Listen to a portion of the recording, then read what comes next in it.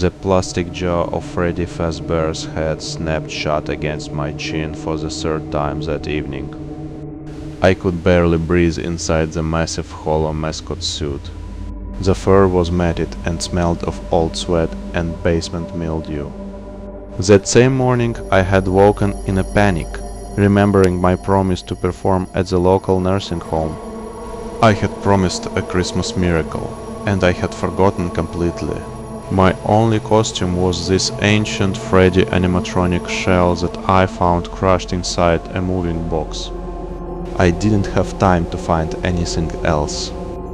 The plastic shell was heavy, a rigid tomb of fake fur and sharp inner seams. The gloves were so stiff I could barely bend my fingers. I told myself it would be fine. Nobody expects Broadway. They just want noise and color. I was the only one bringing entertainment to the home that night. The activities coordinator had called me twice while I was digging through the closet. She said the residents were already gathered in the common room, waiting eagerly. I grabbed a portable speaker, downloaded a bass-heavy trap beat, and drove like a maniac.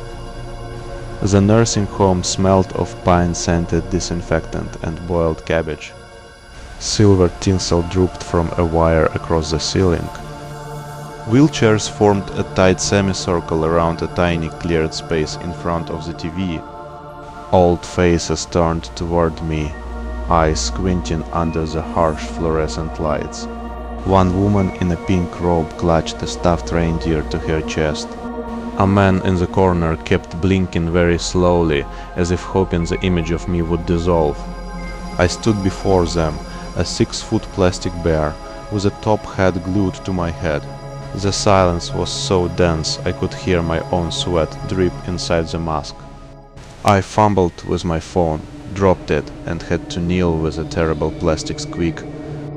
My plastic pelvis cracked against the floor, and I felt a seam split near my thigh.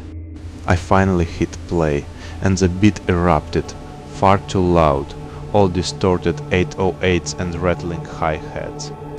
I raised my thick plastic arms and tried to bounce.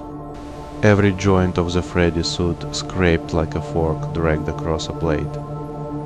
My first move was a sort of stomping shuffle, a broken robot with no rhythm. The residents did not clap. I decided to give them the only dance I vaguely remembered from a music video. I turned my back to the old people, grabbed my plastic knees and hunched over. The huge bear butt loomed towards them, a bulbous slab of cheap fake fur. Then I shook. The plastic grinding was deafening inside the head. I couldn't see anything except the scuffed linoleum between my own white feet. I shook the hollow shell as hard as I could, the weight of the suit threatening to tip me forward. That was when I heard a different kind of crash, wetter and more final than my own stomping. A thin scream cut through the music. I tried to straighten up and turn, but the suit's torso locked in the hunched position. I had to wrench my body sideways just to see the edge of the semicircle. An elderly woman had slipped from her wheelchair and lay crumpled on the floor. Her oxygen tube had pulled free and rolled under a chair. Her eyes were closed, her mouth a dark little hollow. No one moved to help. The other residents seemed frozen, their hands gripping armrests. Then I noticed the old man slumped in the chair right beside the fallen woman. His cheeks were flushed with broken capillaries, his breath a visible vapor of cheap vodka. He looked at his wife on the floor, and his face split into a damp, toothless grin.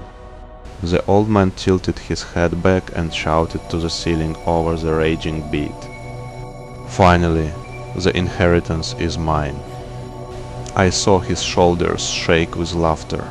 My thumb found my phone screen and I cranked the volume to maximum. The bass became a physical force, rattling the plastic windows. I didn't know what else to do, so I just kept dancing. I turned my back again, bent over, and made the giant Freddy rear shake until the joints began to crack. My own breath was so hot and thin inside the mask. Sweat pooled in the huge plastic hands. Then the beat looped back to the verse and I knew I had to rap. I had no plan for lyrics. I just opened my mouth inside the helmet and started screaming into the muffling plastic. I shouted about drive-bys in a sleigh, about wrapping presents in cash. I rhymed Santa with Glock and mistletoe with selling snow. My voice came out warped and distant through the bear's frozen grin. An old woman in the front row began to cry without making a sound. The old drunk kept laughing, but his wife still hadn't moved. The rapping continued. I couldn't stop it. The plastic shell had become a furnace and I was on rails. A terrible machine delivering a terrible show. I screamed a final vulgar punchline about reindeer and police raids. Then the track ended and there was nothing but ringing silence. I wrenched the heavy head off and gasped for air. The room looked worse than I had imagined. A nurse finally rushed past me, white shoes squeaking towards a fallen woman. The residents stared at me with pure, undiluted betrayal. The pink-robed woman hugged her reindeer and turned her back. The drunk old man had passed out, his forehead resting on his knee. I gathered my speaker and left the building without a word. That was the last time anyone ever booked me for a Christmas event. 1 week later, a small article appeared in the local online news. The nursing home was closing permanently, citing budget cuts and a prolonged staffing crisis.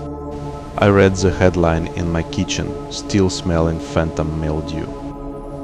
I remembered the terrifying split of the plastic seams as I hunched over. I thought about the wife on the floor and the husband's joyful shout. And I understood quite clearly that some failures are not just failures. Some sounds once made never truly fade out of a room. As usual, I found this story on one of the deepest darknet forums. This story scared me so much that I shit my pants. I'm very afraid of Freddy Fazbear. Subscribe to my channel Creepy Dark Horror TV and watch my other videos. Goodbye.